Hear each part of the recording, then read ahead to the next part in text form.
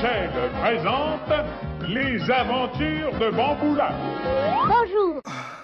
L'histoire du marketing est remplie de ce genre d'exemples de pubs qu'on juge objectivement racistes en 2022. L'exemple le plus connu en France, c'est Banania bien sûr. Banania, c'est l'exemple parfait d'un marketing ancré dans une époque qui joue sur l'univers des colonies. On aurait du mal à trouver des personnes qui ne seraient pas d'accord avec le fait que Banania véhiculait des clichés racistes. Mais ça, c'était avant bien sûr. Ça n'existe plus le racisme dans le marketing, non?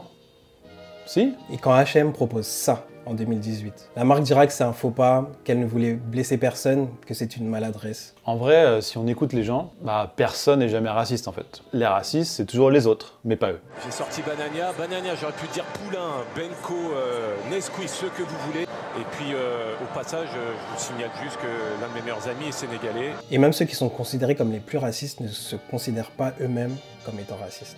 Je ne suis pas raciste. Bah oui, parce que être raciste en 2022, c'est socialement inacceptable. Et c'est précisément là le point de départ de notre réflexion. Qu'est-ce qui est socialement acceptable à l'instant T? Bah alors en 1992 par exemple, ça c'est socialement acceptable.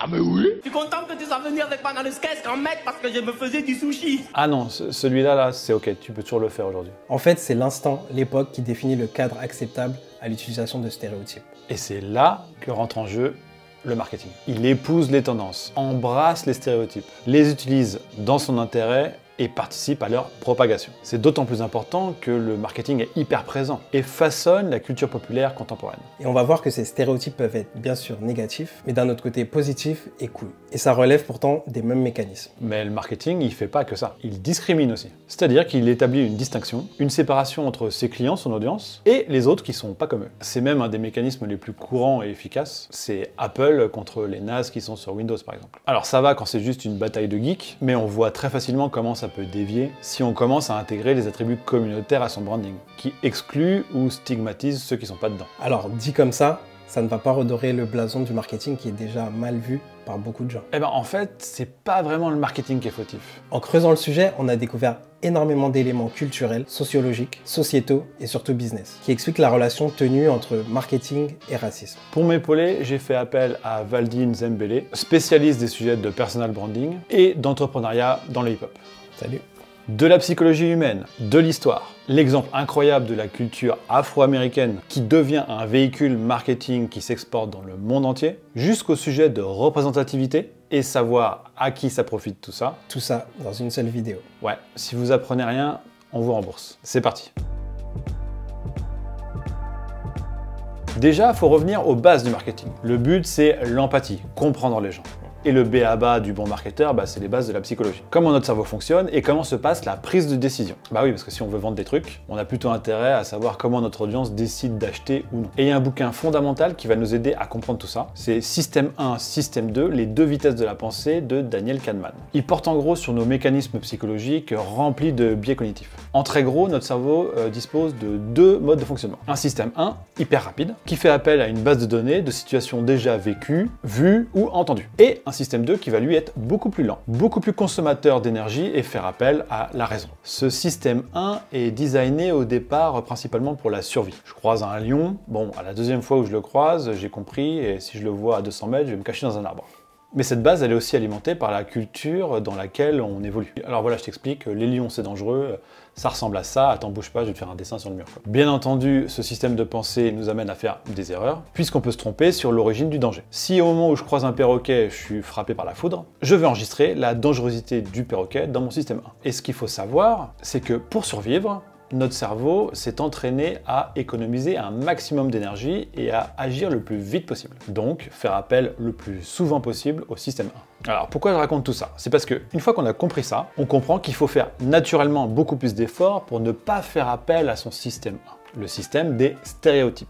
Il est donc totalement impossible que dans ma vie, je n'ai jamais fait appel à des clichés de ma base de données 1 pour juger des situations et des gens. Et à vrai dire, la proportion est plutôt inverse. En fait, on le fait absolument tout le temps. Et c'est ce système 1 qui nous rend la vie beaucoup plus fluide et qui fait qu'on bug pas toutes les 5 secondes pour chaque situation. Quand il est question de juger des gens, on se base sur leur apparence. Voilà. Les fringues, la coiffure, les tatouages, l'allure générale, la façon de s'exprimer. Tu vois ce que je veux dire, voilà. Et l'origine ethnique. On a immédiatement un petit paquet d'attributs qui nous est proposé par notre système 1. Like, let's play a game.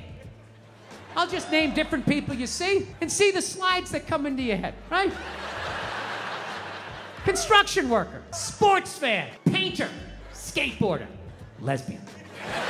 Des stéréotypes donc qui influent directement sur notre façon de juger les situations. Conclusion, je suis raciste par design. Mais toi aussi. Et vous aussi. Et c'est valable pour les clichés positifs. Hein. Si vous pensez du bien a priori d'une communauté, c'est aussi des stéréotypes, même mécanisme. C'est quoi votre nom de famille? Je fais...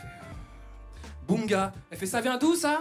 Je fais du Congo. Elle fait ah ça j'adore, ça j'adore. Je suis allé une fois au Sénégal. Wouh! Ça me fait penser à la théorie de Frantz Fanon. Il parle d'exotisme. Si une personne a une attirance accrue pour une personne d'une autre couleur, est-ce qu'elle fait appel à des stéréotypes ou c'est du réel amour? C'est intéressant. Et à ça, va s'ajouter en fait l'usage du biais de confirmation. C'est-à-dire la tendance instinctive de l'esprit humain à rechercher en priorité les informations qui vont confirmer notre manière de penser, et à négliger bien sûr tout ce qui pourrait la remettre en cause. Donc récapitulons, on a un cerveau qui crée des bases de données, d'attributs, associés à une entité quelconque. Et ça se renforce avec le temps. Et ce fonctionnement du cerveau, le marketing en fait, il fait juste que l'utiliser. Si c'est comme ça qu'il prend des décisions, soit, il s'adapte. Et notamment avec le branding. Le branding, c'est pas le message qu'une marque va donner explicitement, c'est ce qu'on va percevoir de la marque. C'est ce qu'on dit de vous lorsque vous quittez la pièce, comme dit Jeff Bezos. C'est ce que la marque peut dire, mais sans vraiment le dire. Donc le but du branding, c'est faciliter l'intelligibilité du message. Réduire au maximum les frictions. Réduire au maximum les efforts de compréhension. Et là, tu me vois venir. Je crois bien.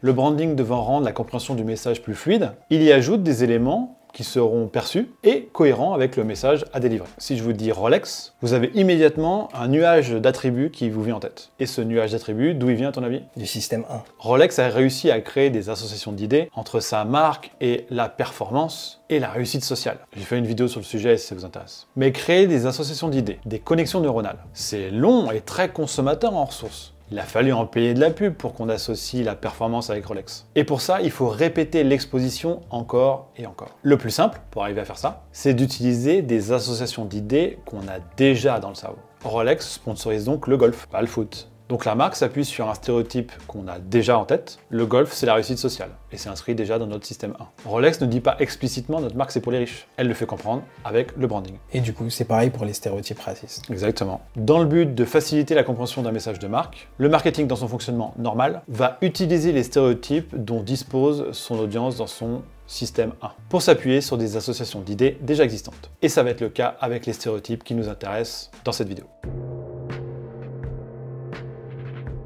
Ces stéréotypes remontent à très loin. On va faire un peu d'histoire pour comprendre tout ça. Ah. Commençons au Moyen-Âge. Les premiers businessmen aventuriers sont partis à travers le monde pour commercer, faire du troc avec des peuples lointains. Les richesses d'autres mondes et un imaginaire très exotique étaient déjà bien vendus par ce qu'on peut appeler les porteurs de projets, qui cherchaient des financements. C'était des startups en fait, qui cherchaient des investisseurs. C'est un peu ça. Fallait leur vendre le truc quoi. Il y avait déjà là une démarche marketing, avec des récits enjolivés, voire inventés. Le personnage de Marco Polo est un parfait exemple. Ce grand marketeur et storyteller a fait carrière sur ses récits exotiques incroyables. Un peu plus tard, ces expéditions commerciales ont été remplacées par des expéditions de conquête un peu plus sanglantes. Le but, s'approprier les richesses et les ressources des peuples étrangers et, en bonus, les asservir pour encore plus de profit. Les peuples soumis devenant, à leur tour, des assets de branding, pour l'imaginaire exotique qu'on vend pour la prochaine expédition, et enrôler plus de monde qui rêvent de s'enrichir à leur tour. Le problème, c'était que si on considérait ces peuples comme des hommes, il serait interdit par le clergé de les réduire en esclavage. Donc, en plus de l'intérêt d'objectiviser ces personnes à des fins marketing, pour mieux vendre un imaginaire sauvage et des produits exotiques, il fallait aussi prouver leur infériorité. Donc pour ça, on a mesuré des crânes et on a hiérarchisé des races. Et la démarche commerciale, in fine, en Europe, c'était de s'appuyer sur cet imaginaire pour vendre des produits nouveaux et exotiques qui allaient devenir des must-have. Épices, sucre, cacao, thé, maïs, tabac, pommes de terre, colorants, coton, soie et drogues médicinales intègrent le quotidien des usages des Européens. Et ça marche bien. Entre les années 1660 et 1750, les envois vers l'Europe de pièces de cotonnade, par exemple, passent de 100 000 à 1,4 million par an. Et le marketing joue sur le registre de l'exotisme, choisissant des noms évocateurs tels que à la pagode, au corail des Indes, au roi de Perse, et bien plus tard Banania. On est resté dans le même usage de l'imaginaire exotique. La chaîne Business Outsider a fait un très bon focus là-dessus. Banania était premièrement une marque vendant du cacao du Nicaragua. Donc rien à voir avec le tirailleur sénégalais qui était sur la boîte en fait. Effectivement, c'est après la Première Guerre mondiale que les Français ont commencé à connaître l'existence des tirailleurs. Les attributs qui leur étaient associés étaient entre guillemets positifs. Des soldats joviales, des grands enfants. Et c'est sur cette image-là que Banania a décidé d'investir, en utilisant des associations d'idées déjà existantes, des stéréotypes liés à l'univers colonial. Et c'était très vendeur, puisque quasiment pendant tout le XXe siècle, on a utilisé systématiquement les stéréotypes de chaque nationalité ou origine pour vendre tout et n'importe quoi. Mamma mia, j'arrive. Monsieur, Angelo. je crois que votre voiture est garée sur mon parking. Merci. Mais je vous en prie. Et en ce qui concerne votre voiture? Ah, mais je n'ai pas de voiture. Nescafé cappuccino, la douceur à l'italienne. Et on a bien sûr utilisé tous les stéréotypes racistes basés sur un héritage colonial, avec son imaginaire exotique. En Orient, les meilleurs riz. On en fait pousser un bon paquet pour Perlise. Riz taille et basmati, les grands riz, c'est Perlise. En fait, quand on regarde bien, ça a été utilisé jusqu'à hyper tard dans le marketing, quasiment jusqu'aux années 2000. Mais lorsque l'usage des minorités visibles n'était pas en accord avec la campagne, là, on l'invisibilisait. Et ça a été clairement un tournant à la fin du XXe siècle. Et c'est le cas avec Timberland. Ouais, les chaussures. Aux États-Unis, Timberland, qui vendait des chaussures majoritairement aux bûcherons des campagnes, a refusé le fait qu'un autre type de clientèle issue majoritairement des ghettos latinos et noirs porte ses produits. Elle ne refuse pas seulement une nouvelle manne d'argent, elle va jusqu'à truquer les chiffres de vente dans les quartiers populaires et limiter le réassort dans ces zones. Malgré elle, Timberland va être popularisé par la street. 20 ans après, ils n'ont d'autre choix que d'embrasser cette narrative. Mais en France, on a une version similaire, non? On a notre version à nous, avec Lacoste. Lacoste qui était porté par toute une frange de banlieue, notamment par les rappeurs Calbo et Lino d'Arsenic. La marque décide sciemment de ne pas accoler son image à ces rappeurs de banlieue, ne voulant pas voir arborer le crocodile dans les cités. Pour ces marques, c'était une mauvaise publicité et une image de marque qui allait être entachée. Aujourd'hui, ces deux marques ont retourné veste et semelle. Tout ça pour s'adresser en priorité à cette population-là et pour s'associer à cette culture urbaine. Aujourd'hui, l'ambassadeur de Lacoste, c'est moi, La Squale. Ok, donc on va récapituler. On a donc assisté d'abord à l'utilisation de stéréotypes exotiques et infériorisants à des fins marketing, puis à une invisibilisation des minorités, pour finalement aujourd'hui voir exactement les mêmes marques tenir absolument à utiliser ces mêmes minorités à des fins marketing encore. Alors on va reparler en détail de la situation actuelle, mais la question que je me pose c'est comment ce revirement a pu être possible en fait? Qu'est-ce qui s'est passé? Et il y en a un qui a senti le coup et qui a tout investi sur ce rapport entre marque et culture hip-hop. Steve Stout, alors exécutif dans une maison de disques, quitte l'industrie musicale pour créer son agence marketing. Il a décelé le potentiel de l'influence de la culture urbaine sur la culture mainstream. Quand j'étais jeune, enfin un peu plus jeune, en gros ça fonctionnait par chapelle culturelle. On avait les métalleux, les gens qui écoutaient du rap, les gens qui écoutaient du reggae avec leur djembé, il y avait les skateurs, les geeks. Et aujourd'hui, c'est des segmentations qui n'existent plus du tout. Toute la jeunesse est plus ou moins dans une même culture transverse, avec comme dénominateur commun la culture urbaine et le hip-hop en fait. C'est ça. Et donc Steve Stout, avec son agence Translation, il sert de pont entre la culture urbaine et les compagnies du top 500 américaines. Il va jusqu'à créer des pubs entre Pharrell et HP, Jay-Z et Budweiser, Jay-Z et Heineken, 50 Cent et Reebok, Beyoncé et Samsung, et finalement Beat by Dre. Il a le déclic lorsque Men in Black sort. Il produit la BO du disque et lorsqu'il voit les chiffres arriver, il voit que la vente des Ray-Ban portées par Will Smith surpasse les ventes du disque. Avec ses actions marketing, il matérialise l'influence de la culture afro-américaine dans la culture mainstream. Et il appelle ce mouvement Tanning America, qu'on pourrait traduire littéralement par le bronzage de l'Amérique. Et d'ailleurs, historiquement, les mouvements culturels afro-américains ont été à l'origine de la culture américaine. Et comme vecteur premier, la musique. Le blues d'abord, qui sera à la base de tout, le jazz, le rock, le rhythm and blues, le funk, puis l'électro et le hip-hop bien sûr. Absolument tous ces genres sont des créations afro-américaines. Le premier effet du Tanning America a lieu lorsque le label Def Jam, produit par Eric Rubin et Russell Simons, produit Run DMC qui collabore avec Aerosmith. Aerosmith étant un groupe de hard rock à l'époque. Et les radios qui marketaient leur musique selon les démographies à l'époque constatent que la segmentation n'est plus efficace. La musique noire s'écoute désormais dans les quartiers riches comme pauvres. Et ce Black Snowball se répand dans le monde entier. Cet impact économique a fait tomber les barrières de couleurs, a créé un langage commun, une union, en somme, une communauté. Et lorsque les marques cherchent le prochain truc à la mode, elles n'ont qu'à se tourner vers le hip-hop. et ce depuis 30 ans. Ce Tanning America, j'en avais parlé dans une vidéo que j'avais faite sur le gangsta rap, où j'avais retracé l'histoire d'un mouvement écouté principalement par des Noirs et Latinos aux États-Unis, et passé dans le mainstream blanc grâce à son côté cinématographique, c'est-à-dire trimballant une nuée d'attributs, une imagerie hyper efficace marketingment parlant. Le grand public se passionnant pour la musique des ghettos noirs et tous les assets culturels associés signifiants. Tous ces attributs de branding, quoi. Exactement comme elle l'a fait pour la mafia italienne au cinéma et l'imagerie asiatique et les films de karaté. Alors, vous allez nous dire, vous êtes bien sympa, mais vous faites que parler des États-Unis là. C'est quoi le rapport avec nos contrées à nous? L'effet Tanning America a débuté par le hip-hop américain, mais comme dirait un philosophe nommé B2O, la France c'est comme les States, mais enlève au moins 10 ans. Oui, et c'est en fait assez flagrant dans la culture urbaine, mais c'est un phénomène plus général en France et en Europe, que j'appelle le marketing des yéyés. C'est un terme dont je parle souvent parce que c'est très ancré dans notre culture. Et ça revient sur n'importe quel domaine. Les start-upers, les youtubeurs, les tiktokers, on a le regard tout le temps tourné vers les États-Unis et on importe.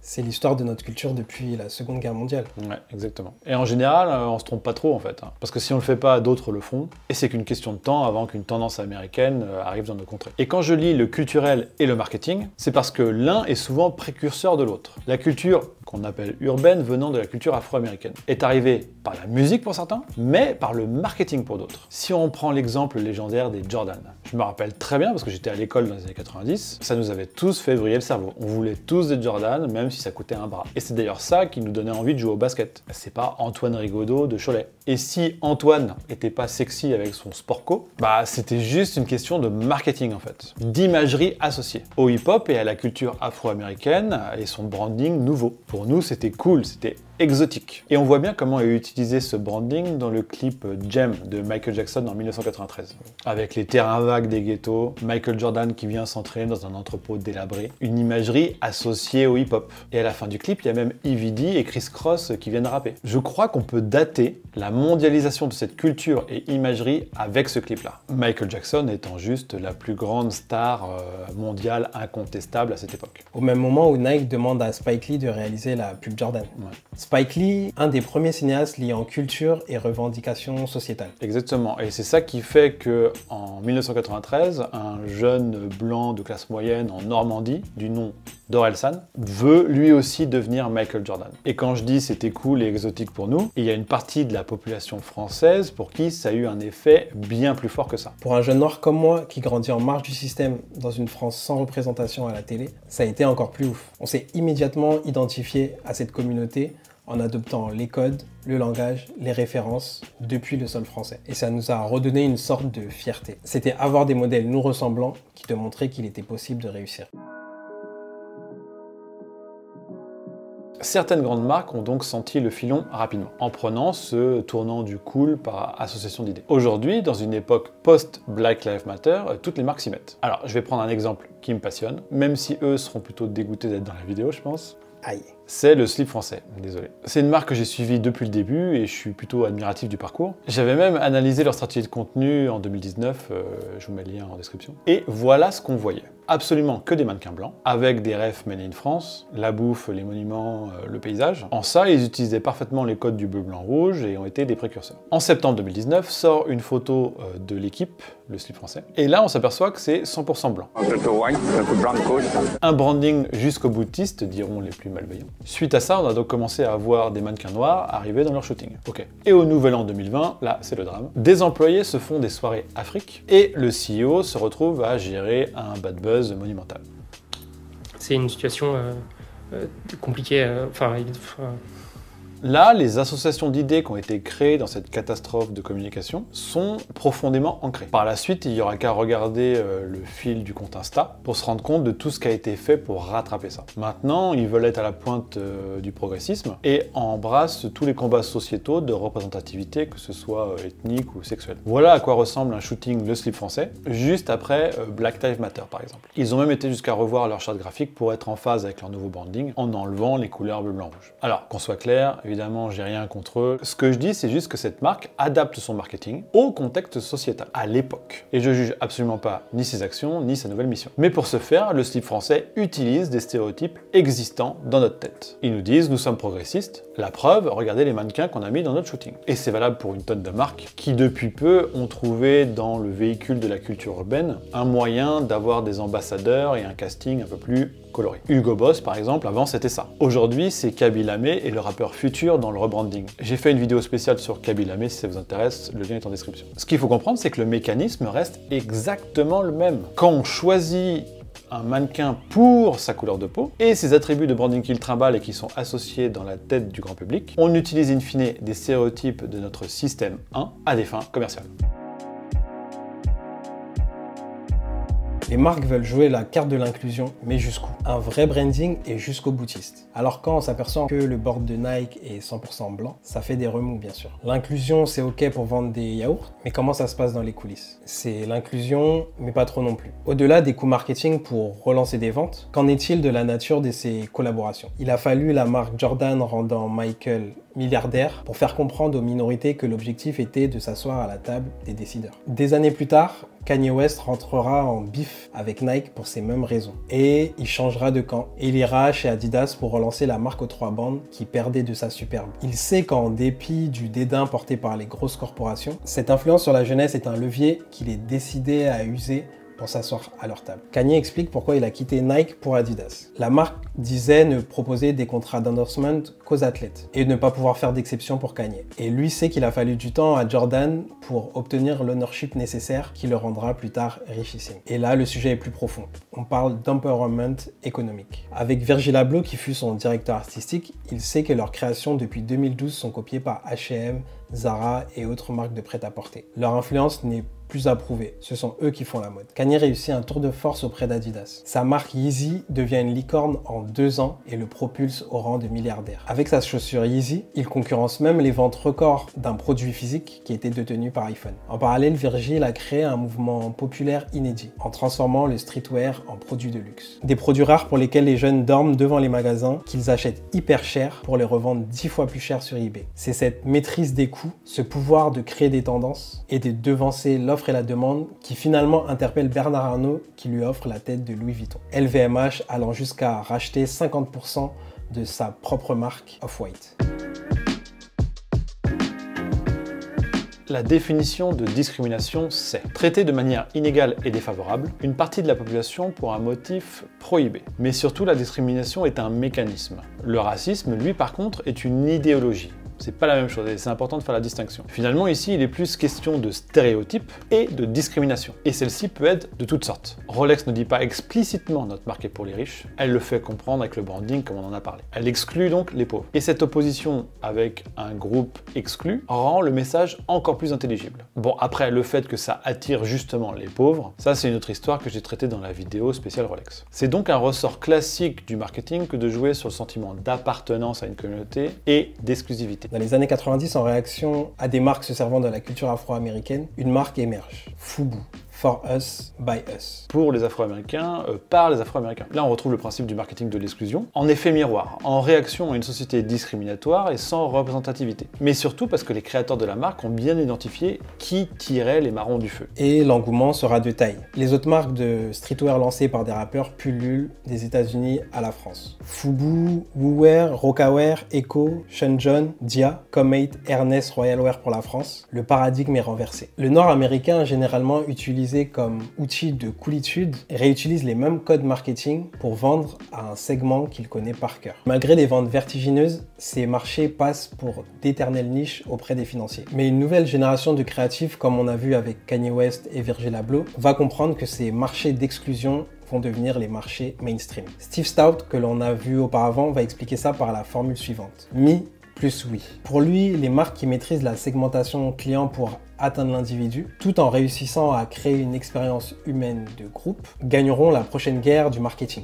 Oui, parce que segmenter, ça fonctionne bien sûr, mais ça enferme. Et ça va dans le sens de toujours réduire à plus petit la taille des communautés qu'on vise. Parce qu'on peut toujours trouver une niche plus petite, plus pertinente, toujours plus spécifique. Il s'agit là d'un procédé marketing bien connu. On dit souvent que quand on est dans un marché océan rouge, c'est-à-dire un marché très concurrentiel avec des acteurs déjà bien implantés, la solution c'est de choisir une niche bien spécifique, qui n'est pas très bien servie, et la servir du mieux mieux possible. Le développement du marché des sites de rencontres en est le parfait exemple. Au départ, on avait des trucs généralistes, genre mythiques. Et puis, des boîtes ont commencé à prendre des petites parts de marché, en targetant spécifiquement des segments. Aujourd'hui, on peut aller sur des sites de rencontres par religion, par origine, par nationalité, et même par orientation politique. On segmente toujours plus dans ce marketing de l'exclusion.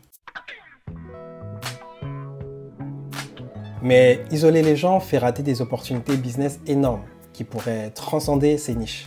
Le hip-hop et la culture urbaine en sont la preuve. Le pouvoir de créer des mouvements transverses de la part des acteurs de cette culture est un levier énorme pour les marques. Les marketing d'exclusion n'est plus une exclusion. Et il y a un événement représentatif qui a tout changé, Black Panther. Un film qui devait initialement servir de caution pour le MCU de Marvel et contenter le public noir américain. Une sorte de Blaxploitation 2.0. Et qui est devenu un hit majeur à tous les niveaux. Certes, c'est le premier film avec autant d'acteurs noirs à exploser le box-office, mais au-delà de ça, le film a un impact sur les Blancs, les Indiens, les Asiatiques, etc., malgré son discours politique. Va s'en suivre de 2018 à aujourd'hui une vague de films avec un lead casting d'acteurs noirs, et une plus belle part faite aux acteurs noirs à Hollywood. Ce film a validé un shift important, je pense, pour les décideurs. Il semble bien qu'on ait affaire à un mouvement historique dans le marketing quand même, car il s'est créé en fait avec le temps dans la tête du grand public, ce qu'on appelle un Brand Associate Network plutôt inédit. Pour vous donner un exemple, voilà le Brand Associate Network de McDonald's. On retrouve toutes les entités qui peuvent être associées à la marque dans l'esprit des gens. Et dans notre cas là, il s'agit d'un énorme mélange d'attributs